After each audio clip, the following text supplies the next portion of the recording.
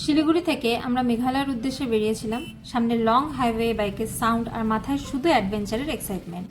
রাইডটা দারুণ চলছিল, তার মধ্যেই হঠাৎ ফোন এলো একটা রাইডার ফ্যামিলি থেকে। ওরা আমাদের বন্ধুদের পরিচিত, আমি কিন্তু পার্সোনালি ওদের চিনি না।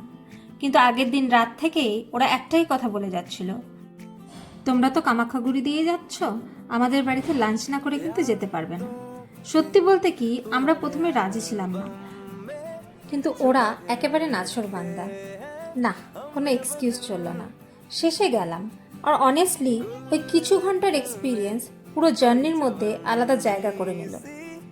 দরজা খোলার পর থেকেই যে হসপিটালিটিটা পেলাম সেটা বলে বোঝানো যাবে না। আমি ওদের চিনি না, ওরাও আমাকে চেনে না, তবু যেভাবে ওয়েলকাম করলো মনে হলো যেন অনেক দিনের চেনা।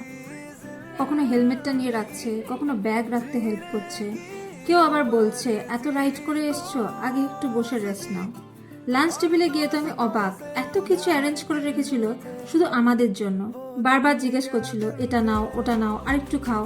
ওই ইনসিস্ট করার মধ্যেও একটা পিওর অ্যাফেকশন ছিল, কোনো ফর্মালিটি নয়, পুরোটাই মন থেকে। একটা পুরো অচেনা ফ্যামিলির থেকে যে ভালোবাসাটা পেলাম সেটা খুব রেয়ার। তখন মনে হচ্ছিল রাইডিং কমিউনিটির সবচেয়ে সুন্দর জিনিস হয়তো এটাই, এখানে মানুষ পরিচয় দিয়ে নয়, মন দিয়ে কানেক্টেড হয়।